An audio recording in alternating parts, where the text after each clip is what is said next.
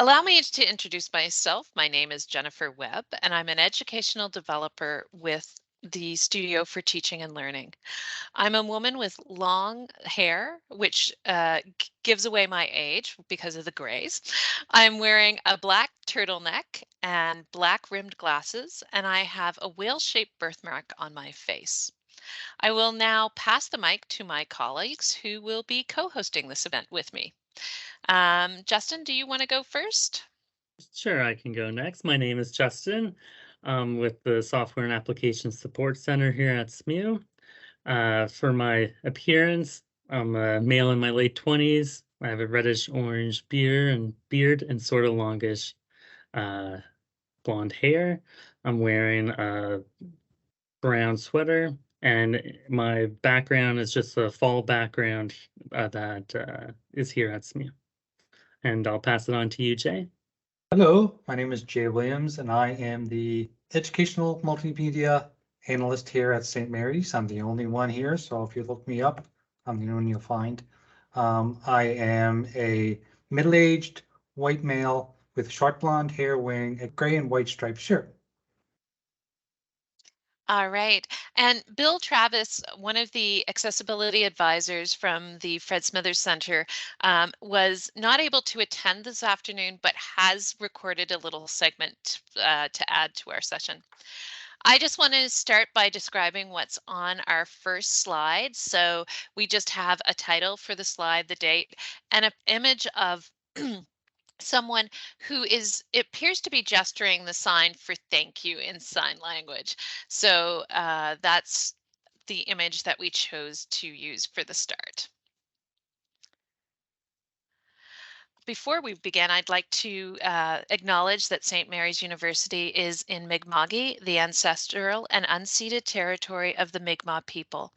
The territory is covered by the treaties of peace and friendship, first signed in 1726. The treaties did not deal with the surrender of lands or resources, but in fact recognized Mi'kmaq and Maliseet title and established the rules for what was to be an ongoing relationship. So what we plan to discuss today is looking at more accessible videos by incorporating captioning, transcriptions, and other considerations. And we are also going to be doing a little bit on note taking.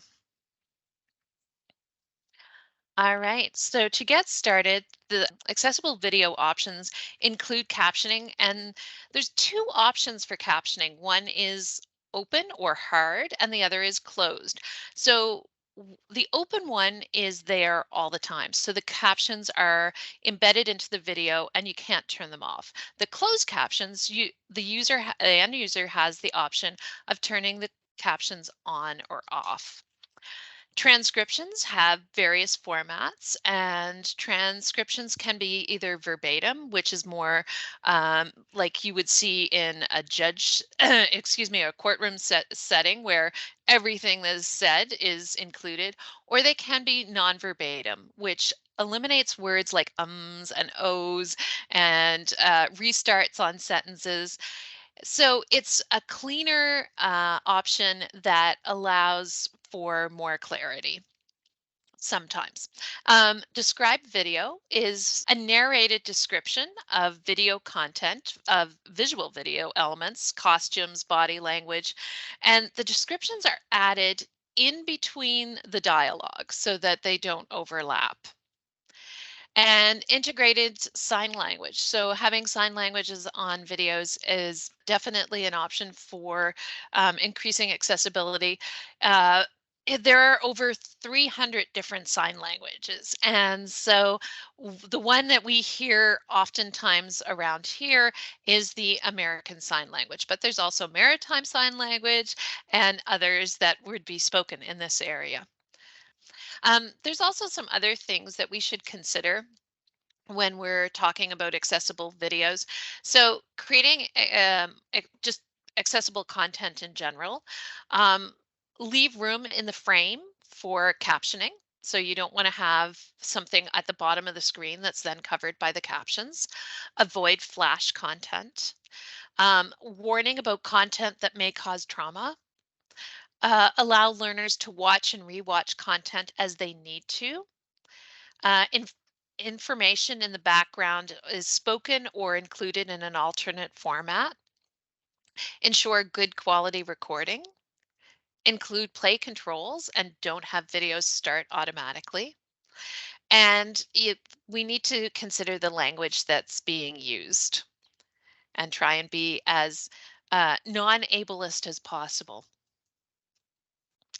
More accessible videos, excuse me, can benefit learners in loud environments, learners who forgot their headphones, learners whose first language is not English, and learners with disabilities. And what's nice for some is essential or a need for others. And at this point, I'm going to pass it over to Jay, who's going to go over some of the options for how we can incorporate these videos, or these more accessible videos.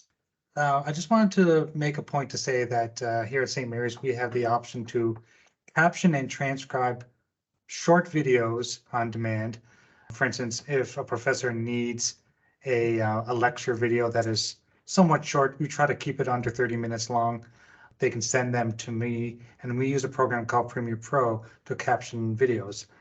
So basically, we load the videos into Premiere, we run it through a captioning process, and then we output an SRT file, or we can embed them directly to the video themselves. And also something we want to say is that if we are transcribing videos and captioning videos for professors, we want the professors in the end to be the ones that review the content, because they are the knowledge experts in that area. So the majority of the material that gets produced through the software is only about 85 to 90% accurate. So we want the people that want the captioning done to review the content before it gets sent out to the students. And in the end, when it's finally produced, we, like I said earlier, we could either have it embedded at the bottom in an open caption or in a closed caption where the students can turn them on and off. And there's a few different ways that you as faculty or staff have the ability to caption your videos. So I included a few slides here for just a quick comparison, but I will be showing a demo in detail on how you can go about doing that. So the first one is what a lot of faculty are used to when they are doing online classes, and that's using Zoom within Brightspace. So faculty click on the Zoom tab in Brightspace, they schedule their meeting in Brightspace, they record it to the Zoom cloud. Then what that allows, when you record to the cloud, you can then toggle it on for students to be able to see that recording. And what's nice is when you record to the Zoom cloud, it also enables a scrolling transcript on the right-hand side of the screen. And then you, as the instructor, can also allow students to be able to download that file or not. Next slide, please, Jennifer. The other option that we have is a newer option, and that's the Brightspace Advanced Video Editor. So this is something that was implemented into Brightspace this past January. So what it needs is, if you're using old video recordings from, let's say, 2021, just make sure that those have been re-uploaded into Brightspace in order for this advanced editor to show up. So what you can do with this editor is you can auto-generate captions within your Brightspace videos. You can upload a VTT file or a caption file to the video if you already have that. It also allows you to create a table of contents or add chapters into your video. You also get a timeline editor here where you can cut parts out, or maybe there's an end of your recording that you don't want to be shown. You can just essentially have a selection of the part of the video you want to show to students. Next slide, please, Jennifer. The last option is Microsoft Stream. So this is available in your Office 365 subscription with your SMU email. And what happens with this process is you can upload the video or your recording in any format that you have to Microsoft Stream. And what this will do is it will save the file in a location on your SMU OneDrive. And then what you can do here is you have different options. You can generate captions. You can also upload your VTT caption file. If you already have captions, you can enable chapters similar to Brightspace. You can turn on comments if you want students to comment on the video. And if you go to the next slide, please, Jennifer. It also allows students to have a more immersive experience with captioning. So within Microsoft Stream, if you go over the video player and you go to settings, students would have the option to change the size of their captions. They can change the color. So if it's black on white, they can change it to a different color. They can also turn off that background and have it either transparent or not. So within Microsoft Stream, you have your scrolling transcript off to the right-hand side, and you also have your captions within the video that students can turn on and off and customize to fit their needs. The last thing with Microsoft Stream is that maybe only 1 or 2 students have requested the video to be transcribed or have captioning. Within Microsoft Stream, you can choose how you share it. So you can share it with the entire class. You can share it with individual students.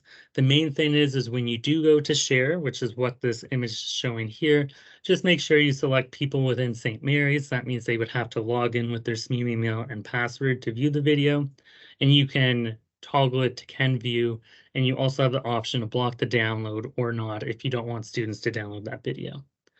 So with that, I will ask Jennifer to stop sharing her screen, and I'll go into sharing mine. Okay, so I just want to make sure everyone can see my screen. Maybe you can give me a head nod, Jennifer. Perfect, thank you. So what we see here is our Brightspace course. I'm on the Zoom tab, and this is where you would schedule your meeting, you would launch your meeting, you would record it to the Zoom cloud. And what that does is then when you go to your cloud recordings, you can see I have this file published here. So as a student or the professor, you would click in the files. You would go to your recording. And what that looks like for students here is they have their video here on the screen. They have their transcript or their scrolling transcript here. They can enable the show subtitles on the screen or not. And as the instructor, you can go in, you can click the pencil, you can edit the speaker, and you can also edit the caption. So this is what it looks like within Zoom when you recorded the Zoom cloud. If you don't want students to be able to download the recording, you can go to zoom.us. You will sign in, you'll click on My Account in the top right, and then you'll go into Recordings on the left. And then for that lecture that we recorded and it's published for students, if you just click the Share button and then Share Settings, you can toggle on or off. Viewers can download the video. So that's just a quick way there to make your video not be able to be downloaded by students. It does not mean that they can't screen record it or something like that. The next way I want to show is the Brightspace Advanced Video Editor. So here we have our video within Brightspace that we uploaded. Students can come, they can click the gear in the bottom right-hand corner, and they can click Captions, and they can turn it on. And then once we have that on, we can see it here showing up on the video. Students also have the option to click the settings here again and view transcript. So they do see this whole transcript. It's not as nice of a process as in Zoom or in Microsoft Stream. But now that we see that, okay, students can download the transcript, they can put captions on their video. How do we do this in Brightspace?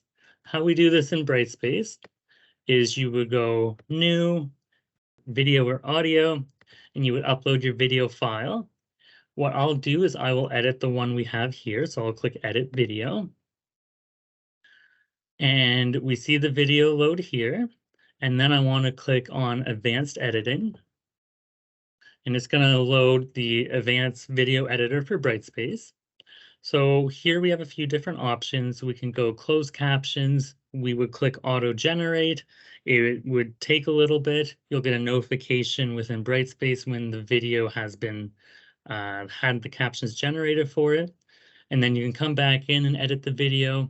But what's neat about this is you can come in, You can check your transcript. You can see here, okay, it's not perfect. You can go in, you can correct the words that you want to correct.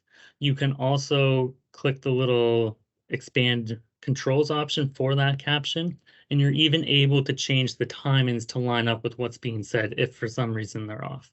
So once you go through the auto-generate captions, you make corrections if you need to, you would just click finish. You can also click save draft and come back to it later.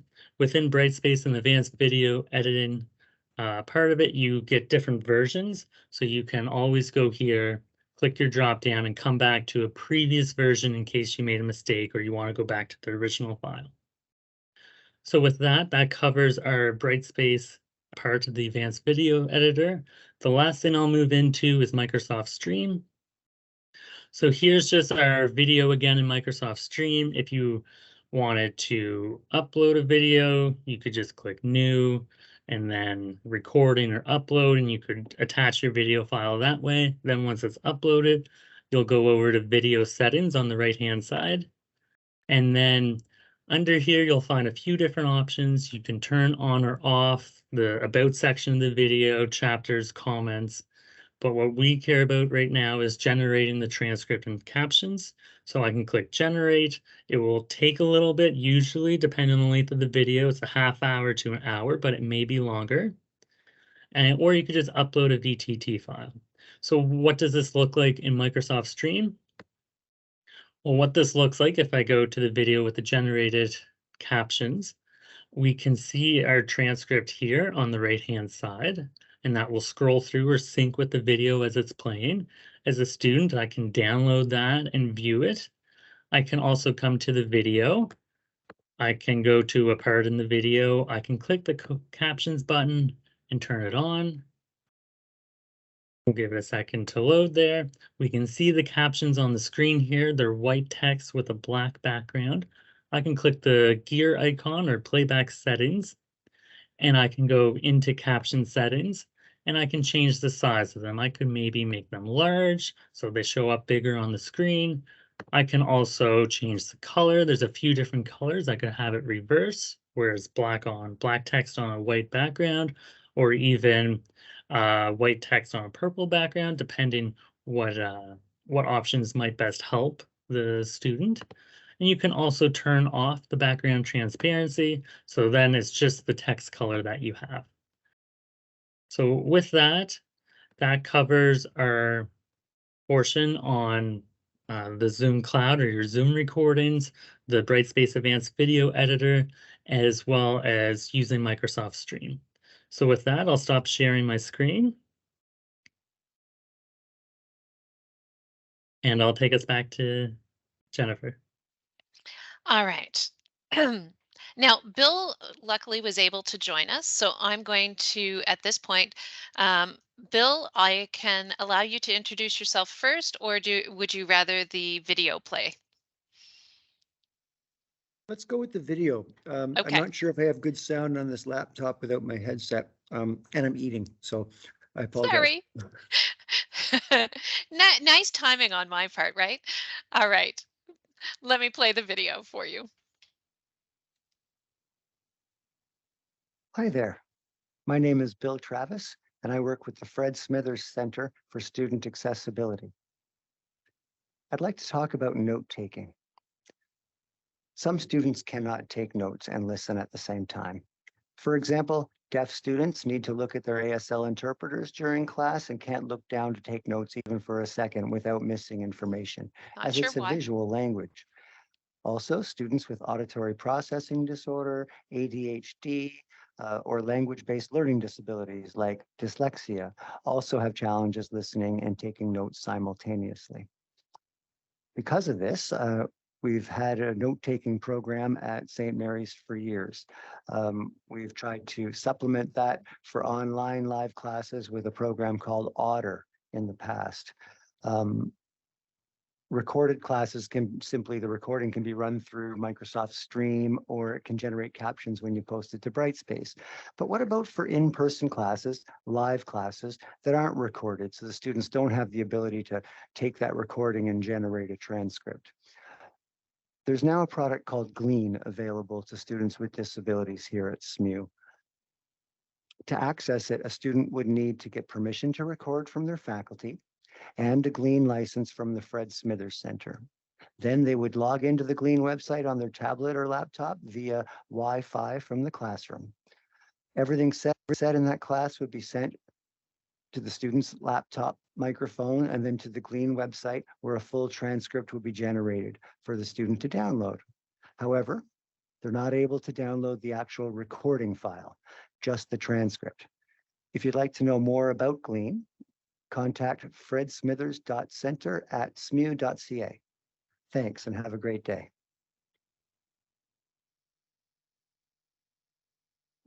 The video, we didn't close caption because if you have the closed captioning turned on for the Teams meeting, what would happen is the two would overlap. So we chose not to close caption that video in this instance, but allow the user to choose whether they wanted the captions or not. So Bill, I'm going to pass it over to you, and I'm going to just advance to the next slide, which talks a little bit about exactly what you said. I just wanted to add that I've been following the captions for the presentation so far, and when it went to video, the captions were smooth. There weren't any more errors than before, so it seems like a clear signal. All right. The Glean PDF, I can, one moment here, I will try and put this in the, is it going to let me? No, it's not going to let me copy it right now. I will put it in the chat after I stop sharing the presentation. I'm going to just go to our next slide here. Now we've run through a number of things in a very rapid fashion because we try and keep these sessions down to a very short period of time just as an introduction, but we are always available for questions afterwards. We do have a guide for transcripts. So if you're interested in looking at transcripts or tweaking your transcripts so that they are more accessible, we do have a guide for how you can do that. And I'm sure that any of the demos, if you wanted to see again, that folks would be able to share those with you.